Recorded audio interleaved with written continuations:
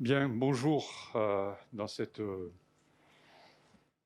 magnifique salle de la bibliothèque du Bachu. Je suis donc l'auteur de ce texte et je ne vais pas vous ennuyer très longtemps avec des digressions. Je veux tout de suite remercier Barnabé et Magali qui sont à la régie, voilà, qui me font signe et qui ont fait, je peux vous dire d'ores et déjà, un travail assez remarquable. Donc j'ai écrit ce texte à l'intention de l'acteur Xavier Jacquelin, et je crois que pas une ligne n'a été écrite sans penser à sa voix et à la façon dont il pourrait incarner Victor Hugo. Pourquoi Victor Hugo? Une longue fascination depuis des années et des années, sur ces 15 années passées à Guernesey, au sommet de sa maison, Hauteville House, chaque matin à écrire encore, debout, face à la mer, l'été par force sans climatisation, l'hiver sans chauffage. Et ce sont les plus grands chefs-d'œuvre, évidemment, chez Victor Hugo, les chefs-d'œuvre sont légion, mais qu'on imagine toutefois La légende des siècles, Les Misérables, Les travailleurs de la mer, L'homme qui rit, écrits tous au sommet de cette maison. Voilà la figure que j'ai voulu évoquer. Une deuxième chose, il y en aura trois, vous verrez, c'est très simple, c'est la question des personnages et de leur autonomie. En tant que romancier, nous créons des personnages, mais qui nous échappent. Et c'est une question jusqu'à quel point ces personnages peuvent se rebeller contre nous et contre le sort que nous leur faisons subir. La troisième question que j'ai voulu aborder dans ce monologue théâtral est une question sur laquelle j'ai travaillé longtemps dans ma carrière de psychiatre, c'est la question du mal, et du mal absolu, tel qu'il infuse, je dirais, l'humanité depuis la naissance des siècles. Voilà, c'est tout simple, pas plus, et je dirais, selon la formule consacrée, eh bien, que le spectacle commence. Vous me donnez le top 1.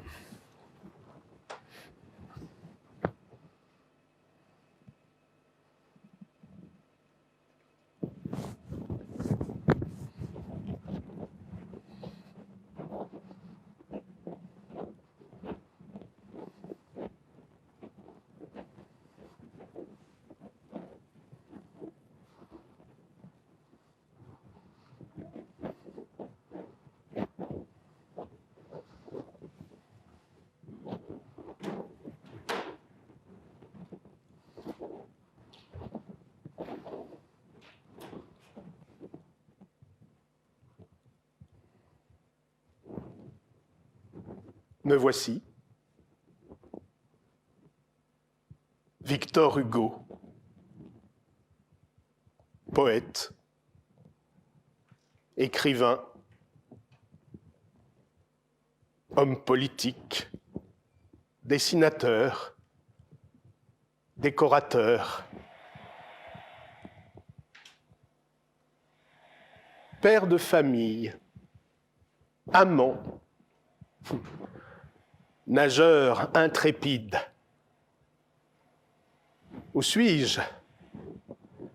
En plein milieu de l'archipel de la Manche, sur l'île de Guernesey, campé tout au sommet de ma grande maison, Hauteville House.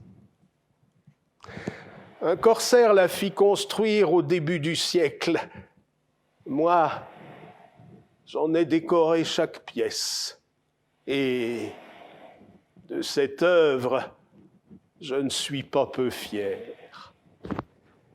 Boiserie, tenture, tapisserie, bibelots, faïence, sculpture, inscription, placard secret, tout, mais tout, vient de mon imagination. Tout vient du plus profond de moi. À l'abri des vents et de la pluie, derrière de grands vitrages, sous un plafond de verre, je me tiens droit, face à la mer. En quel temps de ma vie cela se passe?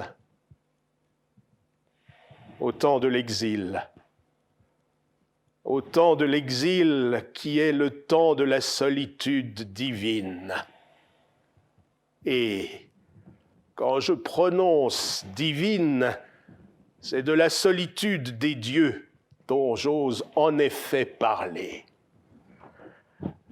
La solitude divine n'est autre que la solitude vécue face aux éléments, face à l'océan, face au ciel, aux tempêtes, aux nuages, aux trombes d'eau, au soleil, à la lumière, à l'ombre. À l'ombre, face à la nuit, il est vrai, je reste dressé, toujours, et je pense, et j'écris. Je me lève chaque matin avant l'aube. D'un seul bond, je m'arrache aux étranges forêts du rêve et, nu, sur le toit de ma maison, quel que soit le vent ou la pluie qui me fouette, je me baigne dans le froid. L'eau glacée dans laquelle je plonge m'arracherait presque des cris. Mais j'ai le courage de rester muet, pour une fois. Et non, je ne montre là aucun goût pour la douleur.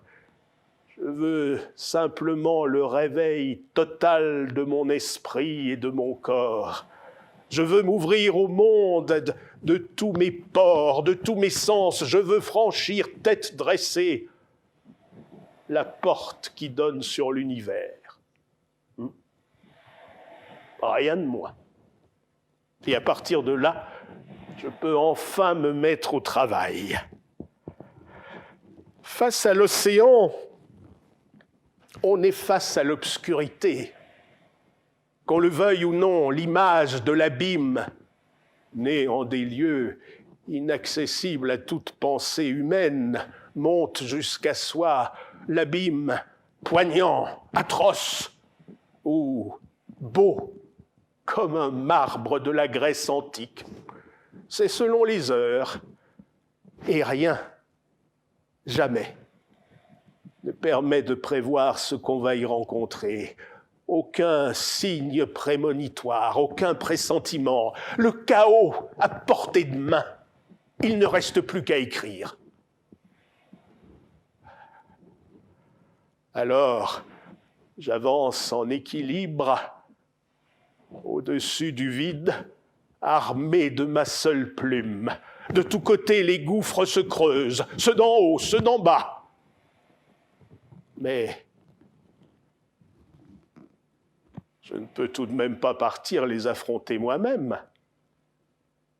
Ce serait trop téméraire, assujetti au hasard, au risque d'un faux pas et d'y perdre des plumes. Aussi, je n'ai pas le choix. J'y envoie d'autres hommes qui sont mes héros, mes créatures, mes marionnettes. Et ils ont pour mission de me raconter ce qu'ils voient, ce qu'ils éprouvent dans le noir, dans la nuit sans étoiles qui est la condition naturelle du monde. Le jour, les astres, comme on devrait finir par l'admettre, ne sont que des parents lointains, des branches oubliées de l'obscurité qui règne partout dans l'univers. Mais quelqu'un se présente derrière les vitrages.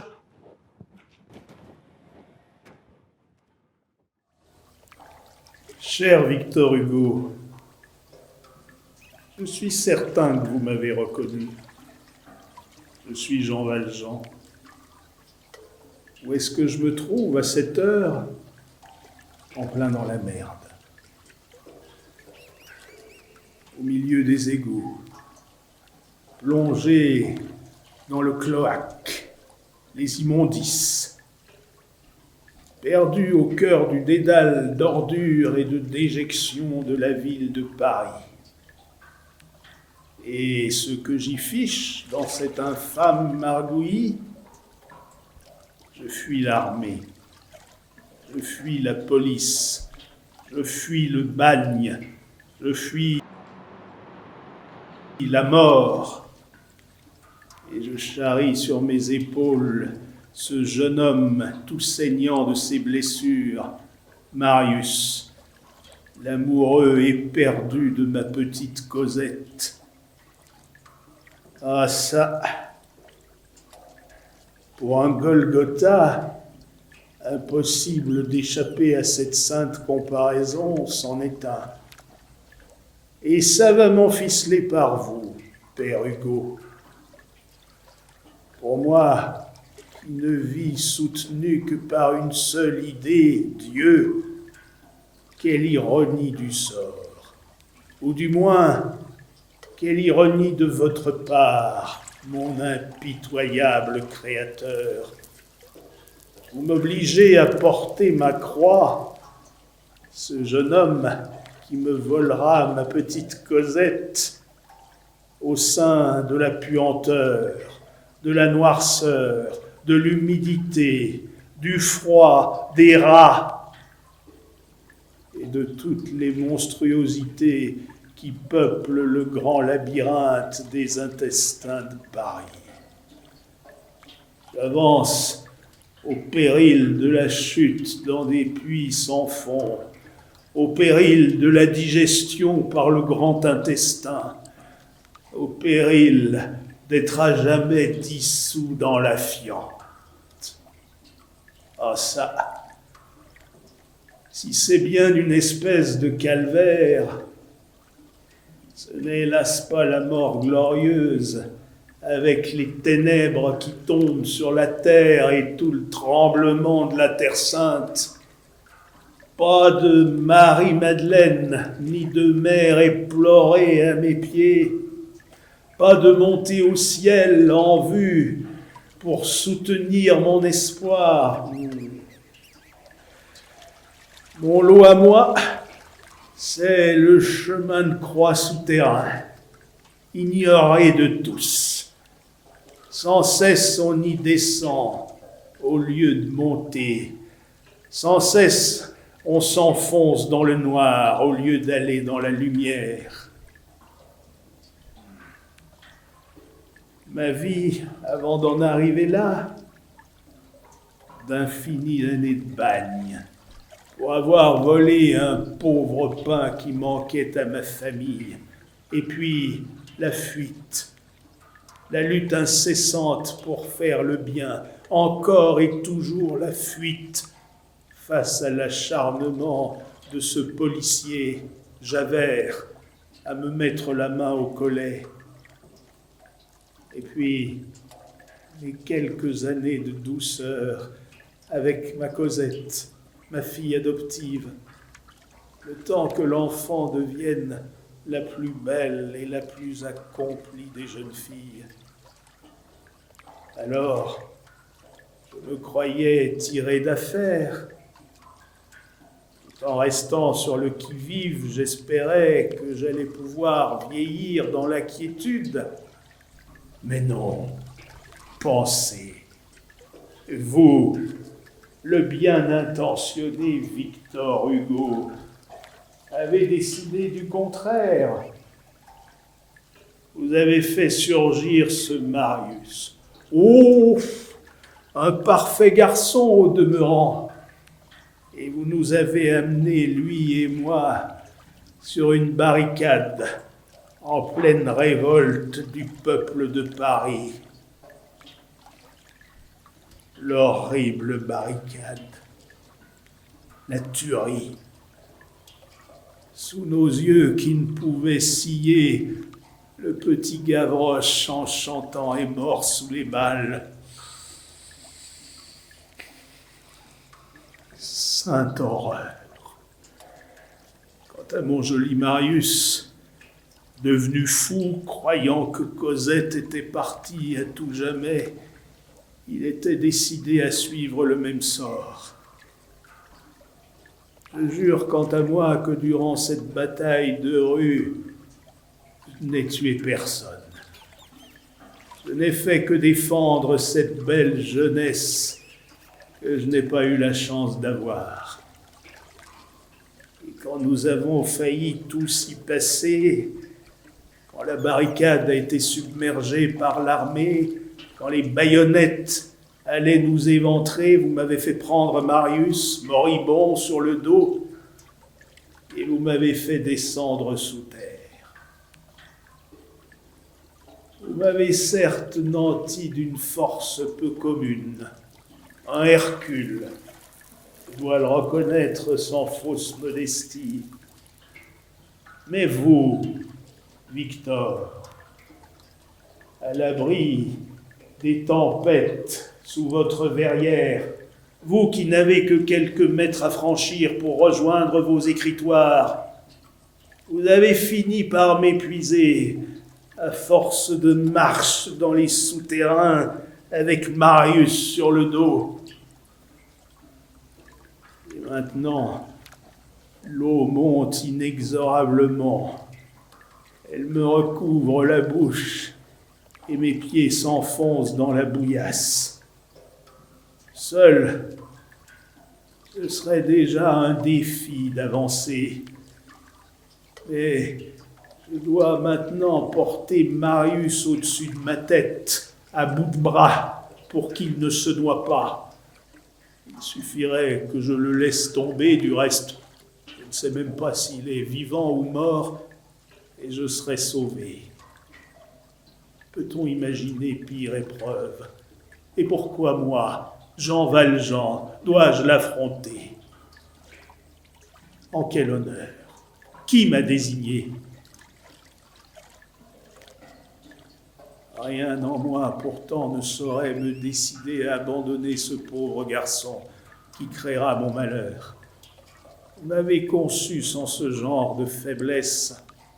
Un homme, Jean Valjean, un homme dans toute sa simplicité. Je n'en suis pas si sûr. Mais quoi d'autre qu'un homme? Un héros, diriez-vous? En attendant, nous allons mourir, Marius et moi, tous les deux, en plein dans la merde. Le repos, enfin, c'est à deux doigts. Mais non, car votre livre, monsieur Hugo, s'arrêterait trop vite, et vous n'aimez pas les ouvrages courts. Mon pied vient de sentir une pierre. Nous avons cessé de nous enfoncer. Insensiblement, la pente repart vers le haut. Mon futur gendre et moi, nous nous en sortirons pour cette fois. Mais les malheurs n'en cesseront pas pour autant dans les mois qui suivront. Je devrais assister, bonheur et malheur extrêmes, au mariage de ma Cosette. Je devrais avouer mon état d'ancien bagnard à Marius, qui en concevra de l'horreur. Alors, comme s'il n'y en avait pas eu assez, vous me ferez descendre à nouveau dans les ténèbres. Je vivrai à l'écart, dénué de tout, sans voir ma Cosette. Je sais bien que vous avez perdu une fille chérie. Vous savez de quoi il retourne. Et vous me ferez presque endurer la même chose. Après tout, c'est de bonne guerre. Plus tard, quand tout s'éclairera, quand Marius aura appris la vérité sur celui qui l'a sauvé, quand ma Cosette, qui me croyait partie en voyage, tandis que je pataugeais dans les déjections, apprendra elle aussi la vérité, quand ces deux enfants chéris frapperont à la porte de mon réduit, alors durant quelques instants, j'aurai le droit de les embrasser. Et puis, sans remords, Victor Hugo, vous me ferez mourir. Le succès de votre livre démesuré, Les Misérables, sera entre autres au prix de mon malheur incessant jusqu'à la dernière ligne. Vous parlez d'une belle histoire. Jean Valjean. Mon pauvre Jean. Mon héros sublime. Mais toi, tu es tout. J'avoue que j'ai pu te paraître cruel, impitoyable, démoniaque. Mais non, c'est le contraire. Vois, je t'ai offert la compassion universelle, la compassion plus grande encore que celle dont bénéficie le Christ, dont chacun sait, comme tu le disais si justement quand tu pataugeais dans les déjections, qu'il va bien s'en sortir en siégeant tranquillement à la droite de son Père.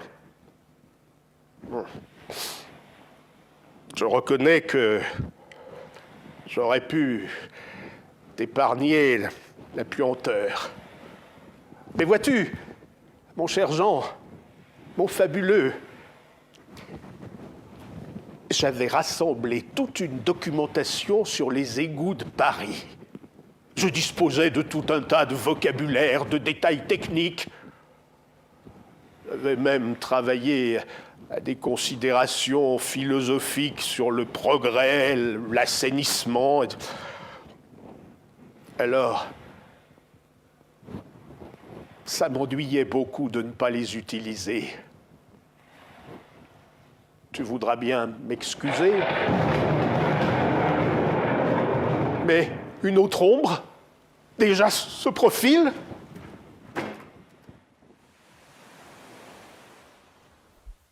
Je suis Gilliatt, monsieur Hugo,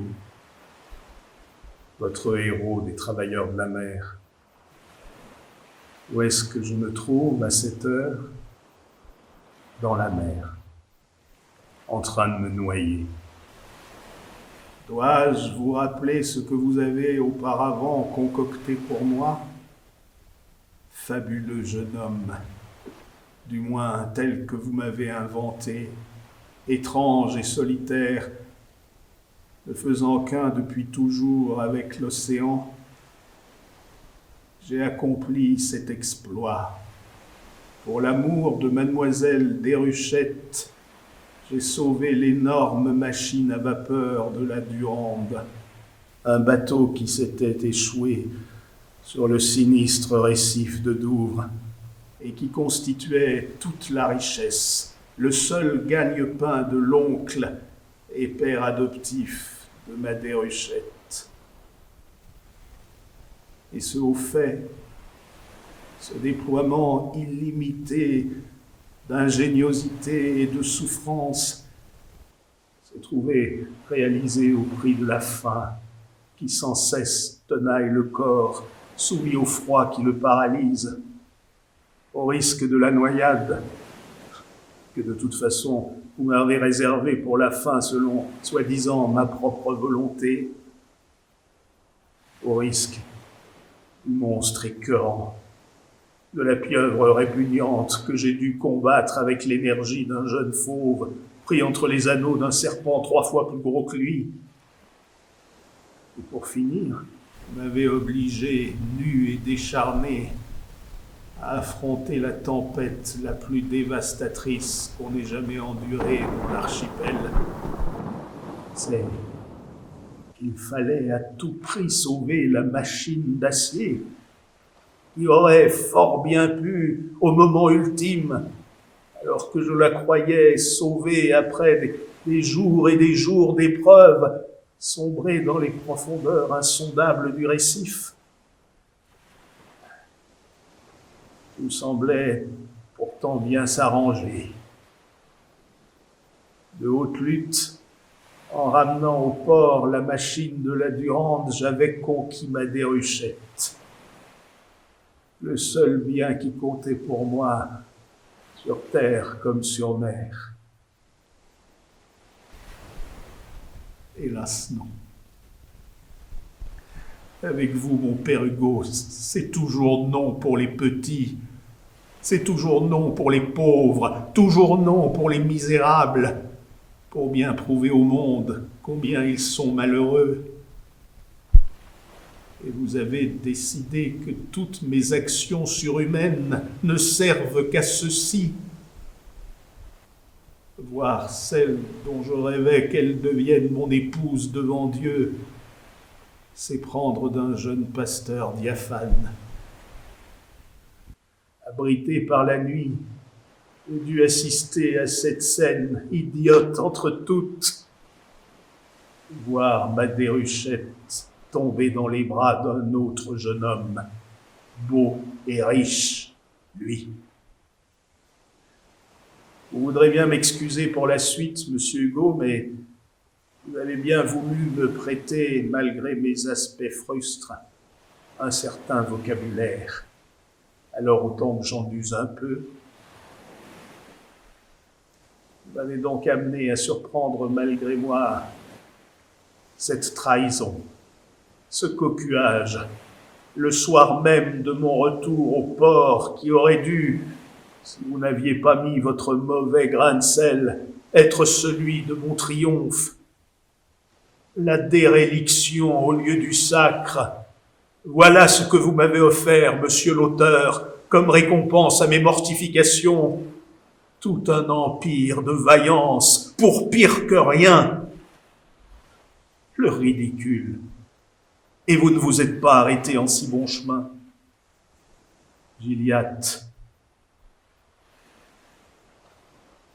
le magnanime que vous vouliez que je sois, n'a plus d'autre alternative, en s'en faisant le témoin, que de rendre possible le mariage en catimini de son unique amour avec cet être inconsistant, ce pasteur idolâtre, ce perroquet, cette statue de porcelaine, ce mirliton, ce gringalet, ce pas grand-chose,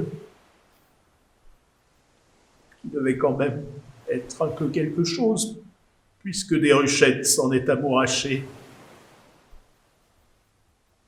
Il ne vous restait plus alors qu'à m'écrire la fin la plus poignante, afin de bien faire pleurer le public et qu'il achète vos travailleurs de la mer, livre à propos duquel, certes, je vous concède qu'aucun auteur jamais ne saura aussi bien raconter l'océan et celui qui l'affronte, moi en l'occurrence.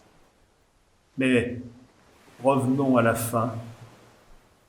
Je me trouve confortablement assis sur le rocher de Guildolmour, cette terrible chaise de roc, perdue au milieu de l'océan, où quiconque a la bonne idée de s'installer se noie quand monte la marée. Vous venez juste de m'obliger à observer les deux jeunes mariés passant à une encablure de mon agonie. Vous m'avez forcé au passage à donner ma bénédiction aux deux amoureux tendrement enlacés sur le pont du navire qui les emmène en Amérique.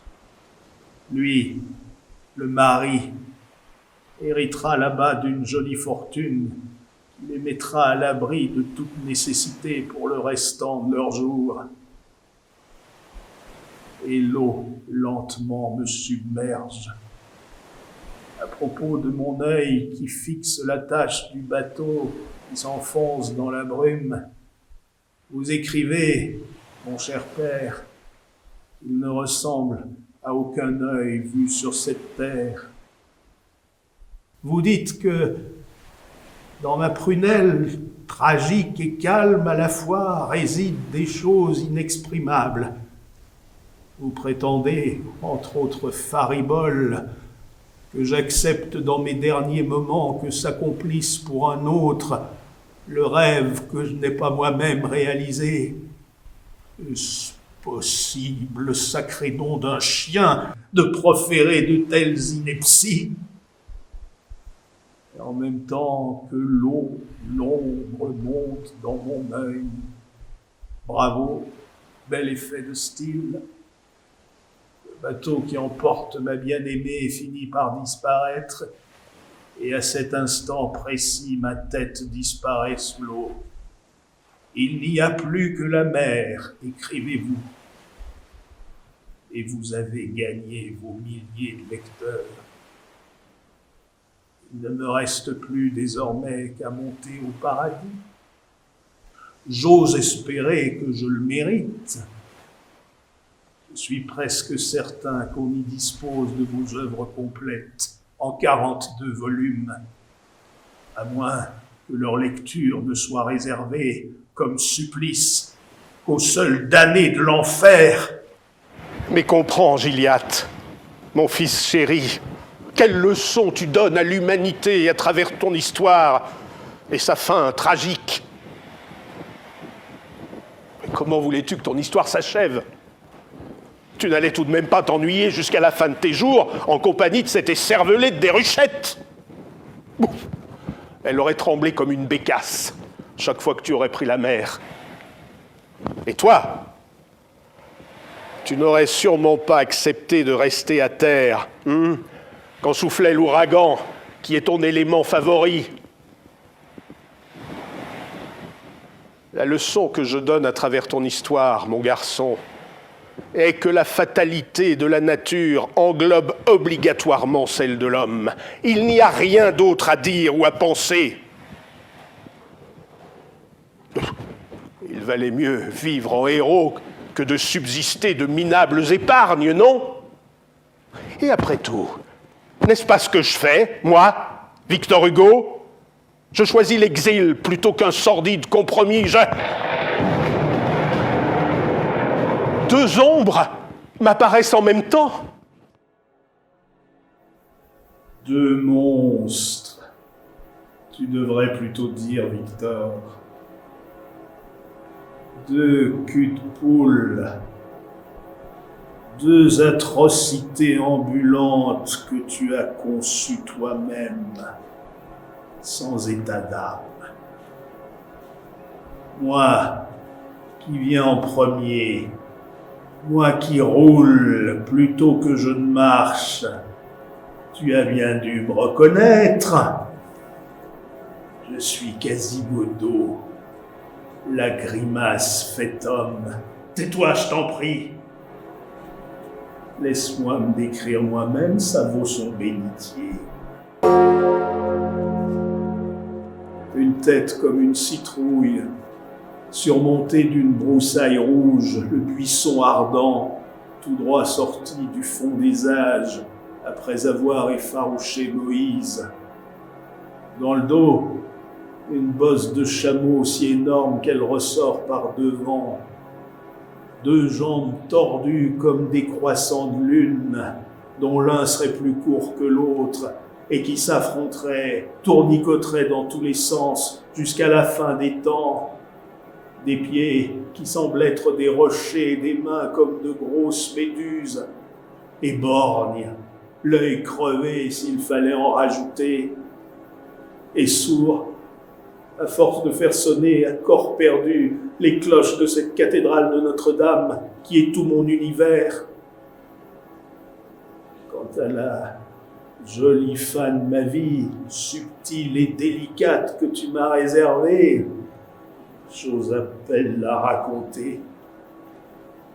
Après que le cadavre de mon Esmeralda, mon amour infini, qu'on a pendu sous mes yeux au gibet, ait été déposé dans la cave de mon faucon, je la rejoins par une nuit obscure.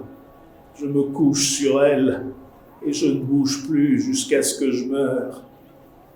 Gentil, non ? L'odeur, la décomposition des chairs, le désespoir le plus absolu, crever de faim. Pourquoi ne pas s'alimenter avec le cadavre d'Esmeralda tant qu'on y est, hein ? J'en passe. Et puis, la touche finale, étroitement enlacée, toujours moi sur elle, comme pour un acte d'amour que je n'aurai jamais le bonheur de connaître. Nos squelettes tombent en poussière. Quant au dernier paragraphe de ton livre, le célèbre Notre-Dame de Paris, on nous découvre. Quant à mon compagnon, qui vient derrière moi, il est trop fier pour se plaindre et il ne te dira rien. Il s'appelle Gwynplaine, et en matière de monstres, il marque plutôt durablement les esprits. Il est, en toute simplicité, l'homme qui rit. C'est le titre même du livre que tu as consacré à son invraisemblable histoire. Enfant, tu lui as fait subir une gentille opération chirurgicale qui a pour toujours dessiné le rire sur son visage. Qu'il soit heureux ou malheureux, il rit. Qu'il soit indifférent, qu'il soit en proie à la pire des colères, qu'il souffre le martyre, qu'il soit plongé dans une douce félicité, il rit comme un idiot. Qu'il soit éveillé ou qu'il dorme, il rit. Qu'il raconte une tragédie ou une histoire plaisante, il rit. Presque de sa naissance, et en tout cas jusqu'à sa mort, il n'aura cessé de rire. Sais-tu, Victor, toi-même monstre de cœur et d'esprit, je ne sais pas si nous préférons pas, lui et moi, notre sort au tien. Mais bouclez-la tous! Monstre, victime du destin et non de mon imagination. Malheureux personnage, disparaissez de derrière les vitrages de ma verrière, rejoignez le néant d'où je vous ai tiré et où je vous replonge.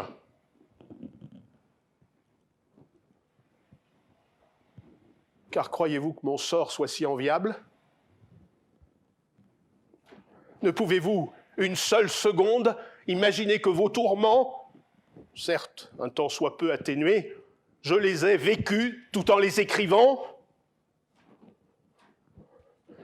Croyez-vous qu'il soit si facile de se résoudre à ne pas donner à chacun sa fin heureuse après une vie de bonheur, quand moi je suis la proie de tels tourments ?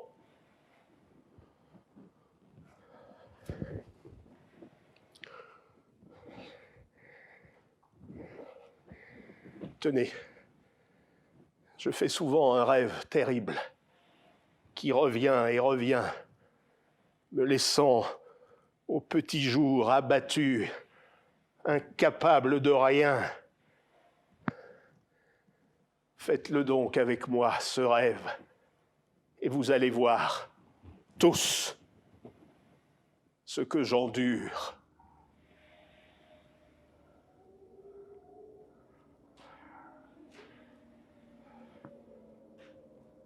Noirceur et vent. Les éléments sont entrés dans une furie sans limite. En équilibre au-dessus du vide, la barque dans laquelle je me retrouve sans savoir ni comment ni pourquoi oscille au sommet d'une vague gigantesque, puis elle plonge d'un coup vers le bas. Perdu au cœur de la brume, je ne peux distinguer quoi que ce soit au-delà de quelques mètres. Et ma chute n'en est que plus vertigineuse. À en vomir ses entrailles, à gémir comme un nourrisson, à grouiller comme la pieuvre sous le couteau de Gilliatt.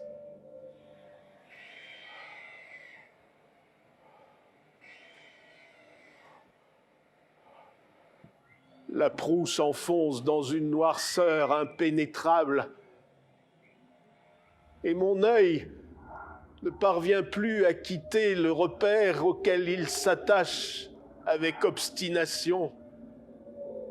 La pâle lueur argentée émanant d'un gigantesque congre qui gît, mort, enroulé autour de mes pieds. Un choc épouvantable.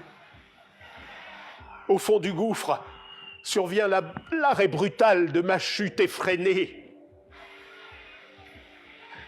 La barque aurait bien pu s'y briser en mille éclats, mais non.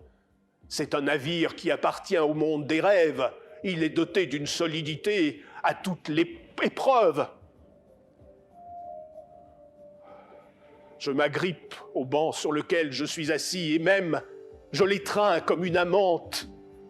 Je me vautre dessus, je me couche sur lui pour ne pas être éjecté dans la mer noire, mugissante et glacée.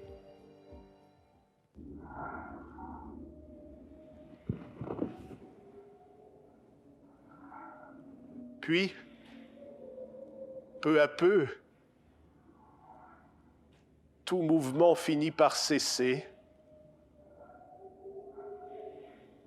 Je réside pour une durée inconnue dans les ténèbres insondables, tout au fond de la vague. Aucun son ne m'y parvient plus. C'est comme si j'habitais le royaume silencieux qui règne sous l'océan. La sensation du temps qui passe finit par s'évanouir en moi. Je vis dans l'immobilité de la pierre ou de la mort. Et tant l'ombre est épaisse, je ne parviens même plus à distinguer la lueur du congre à mes pieds. Seul parvient à mes narines sa terrible odeur, suffocante et âcre. Remonterai-je jamais au sommet de la vague? Finirai-je par revoir le jour, aussi privé de lumière soit-il, qui règne là-haut sous la tempête? Une forme de l'enfer ne serait-elle pas cet arrêt de tout mouvement, abandonné à perpétuité dans les entrailles de la nuit, comme j'abandonnais ma pauvre Esmeralda, mon égyptienne magnifique, dans un cul de basse-fosse?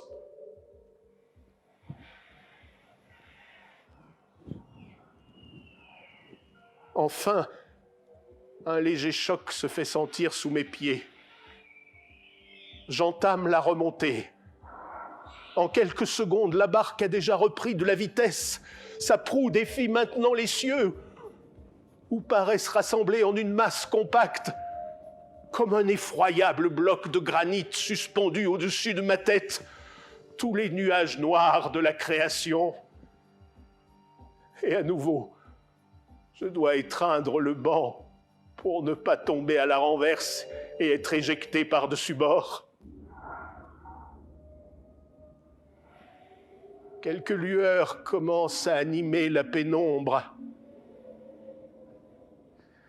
Les sons reviennent aussi, et très vite s'amplifient. Le pire des charivaris accompagne bientôt mon irrésistible ascension vers le sommet de la vague. La surface des flots crépite, comme si des blocs de granit s'y abattaient par nuées. Une chanson ordurière, poussée d'une voix criarde, démarre plus haut dans le brouillard, soutenue par un chœur de bacchantes, ivre et possédé, mais qu'un cri d'une stridence inouïe étouffe soudain, bientôt suivi d'un long hurlement de loup qui me donne l'envie irrépressible, pour en finir avec ce tintamarre inconcevable, d'être moi-même mâché broyé dans la bouche même du bruit.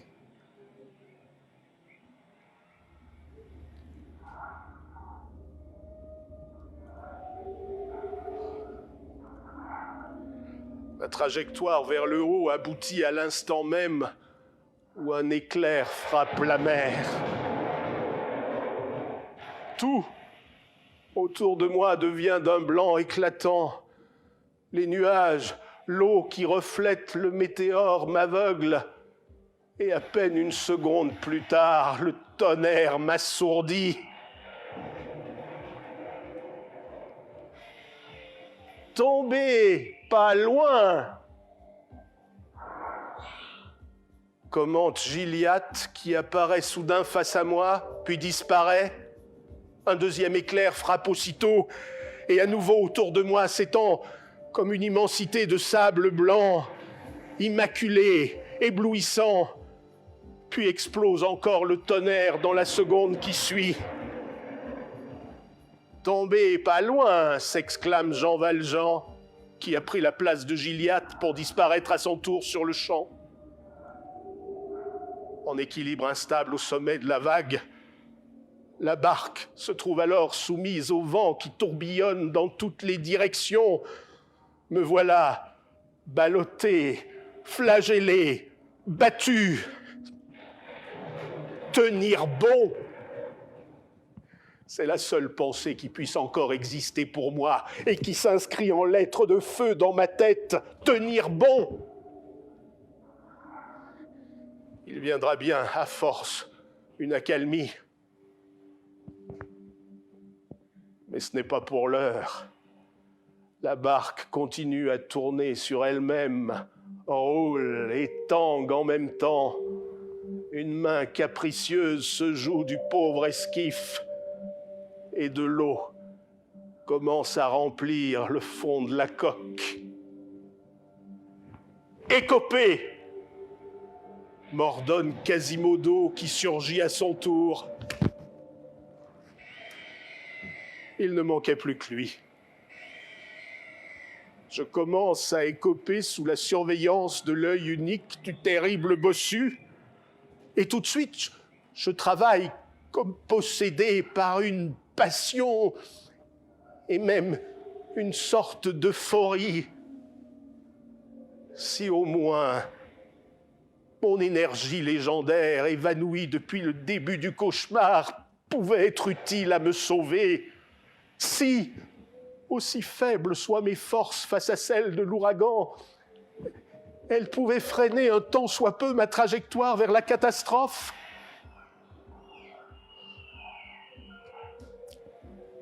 Mais la proue s'incline à nouveau vers le bas et recommence la chute droit vers le fond du gouffre. Bientôt, la lueur des éclairs ne m'apparaît plus que comme des feux follets qui vont s'éteindre dans les profondeurs de la paroi liquide. Le tonnerre s'étouffe dans le lointain. Et c'est encore la chute, le vertige, le choc épouvantable qui marque l'arrivée au fond de la vague, le noir le plus complet. Tu dois être satisfait, me lance Quasimodo qui n'a toujours pas disparu. Le noir est bien ta couleur favorite. Je ne lui réponds pas. Le silence retombe, oppressant, et revient l'emprise de l'humidité, du froid glacial, du temps qui arrête de s'écouler.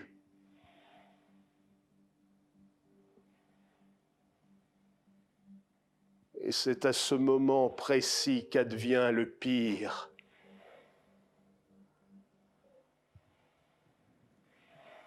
La tragédie totale. Je suis toujours sur la barque, mais seul. Le beau temps est revenu d'un seul coup. Le soleil brille à son zénith. L'océan est devenu très calme. La voile se gonfle sous l'effet d'un vent de mer qui me ramène à belle vitesse vers la terre.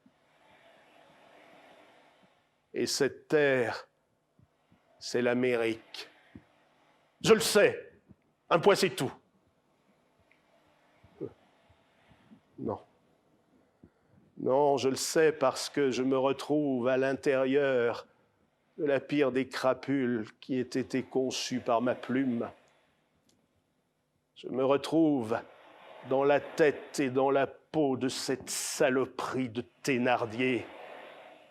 Je reste Victor Hugo par mes souvenirs et la conscience que j'ai de moi-même, mais je ne suis plus dans Hauteville House. J'agis en tant que Thénardier. Je suis irrémédiablement devenu Thénardier. Mais pourquoi je m'écris dans ma tête, qui du reste n'est même plus la mienne? Pourquoi ai-je poussé la fable des misérables jusqu'à épargner à la fin le pire individu, l'ordure, le mal absolu? J'ai fait déchoir et agoniser Fantine, la mère de Cosette. J'ai fait mourir l'enfant Gavroche sous les balles. J'ai fait se jeter dans la Seine l'incorruptible Javert.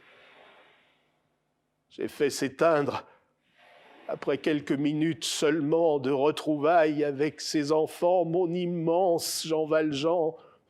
Mais pourquoi ai-je épargné celui-là même qui ne méritait que la pire des vengeances du destin?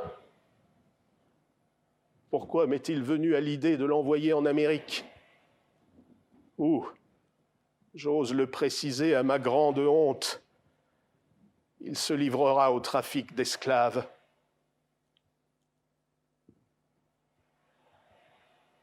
Car maintenant que je suis devenu Thénardier, c'est moi qui vais m'enrichir à trafiquer avec les êtres humains.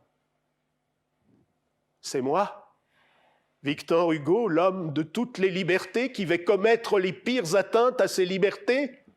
C'est moi qui vais me livrer au mal absolu. Si encore j'étais capable de profiter de cette incarnation pour comprendre ce qu'est ce mal, en démonter les rouages, remonter jusqu'à sa source et offrir à l'humanité de quoi le combattre. Mais ce n'est pas le cas. Et c'est là que mon cauchemar atteint le fond. Je n'y comprends rien. M'agitant comme un pantin dans la tête de Thénardier et animé par ses propres pensées, si on peut appeler ça des pensées, je suis incapable d'y ouvrir aucune porte. Je ne peux y découvrir aucun mécanisme caché. Je me trouve juste confronté à l'horreur sous la forme d'une planète noire dont émergent les projets les plus abjects, les images les plus obscènes, l'avenir le plus assombri. Je hurle dans l'obscurité. Je me débats en vain. Le flot épouvantable des paroles de celui qui maltraita ma jolie Cosette m'emporte. Ces sentiments indescriptibles, faits d'un seul bloc de haine, balaient ma bonté et mon amour pour le genre humain. Je suis ballotté, comme sur la barque, au sein de la tempête qui n'était que le prélude à cette perdition. Et cela dure, ne cesse jamais.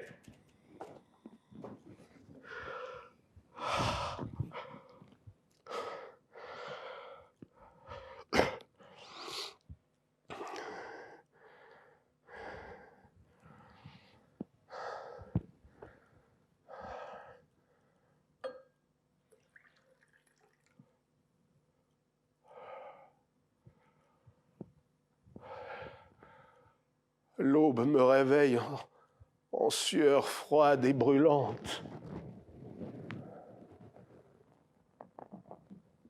J'ai besoin d'un temps interminable pour me persuader que je suis bien de retour à Hauteville House.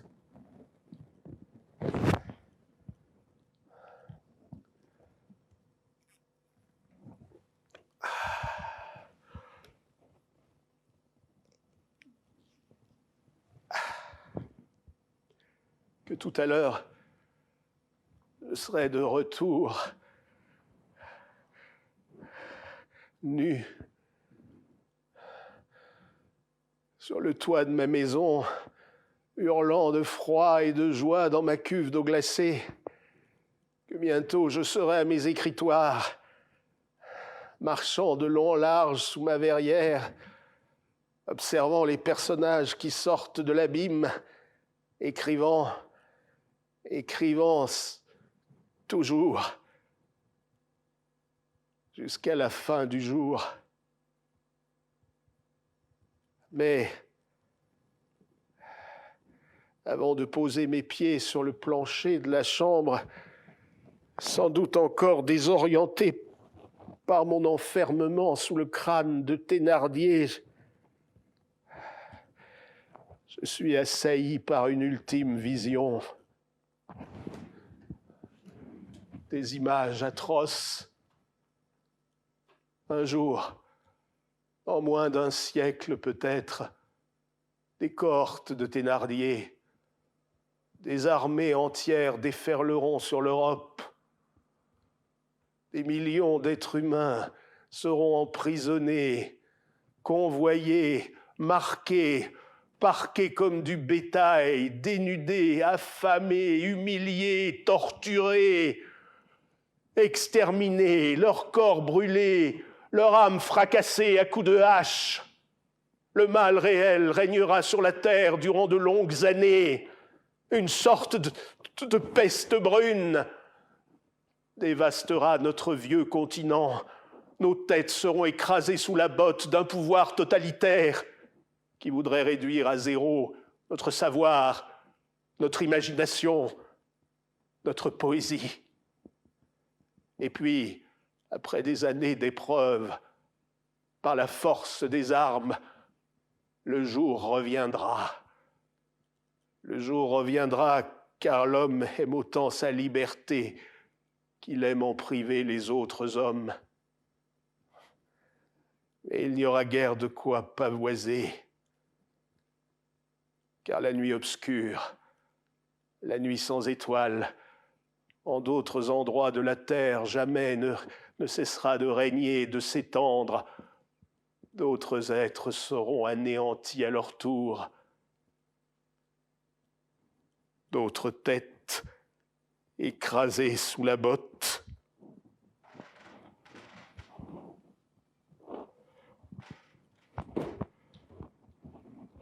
Et moi, Victor Hugo,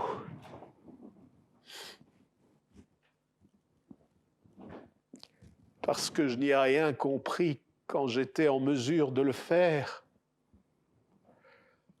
parce que je n'y ai rien compris quand je me suis retrouvé dans la peau du pire de mes personnages, je n'aurais rien pu empêcher, ni même freiner. Vous avez 1000 fois raison, mes enfants chéris. Jean Valjean, Gilliatt, Quasimodo, Gwynplaine, de venir me mettre le pied au cul de bon matin. Vous avez 1000 fois raison d'attenter à ma petite tranquillité d'écrivain, de bousculer ma bonne conscience, sans compter que le cauchemar qui succède à vos apparitions, être moi-même Thénardier et vivre de sa haine, pourrait s'avérer salutaire au bien commun si je savais en tirer la leçon qui s'impose.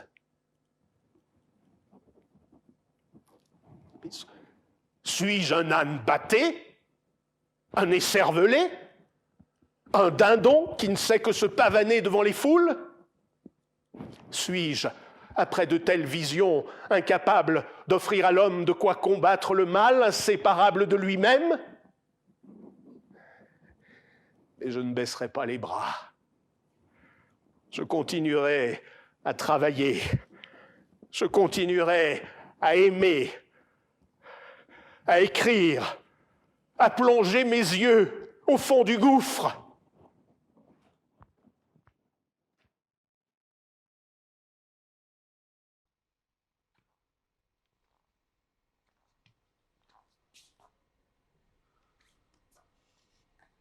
Efface le destin que j'y trouve. Je ne sais quoi. Le visage de Dieu,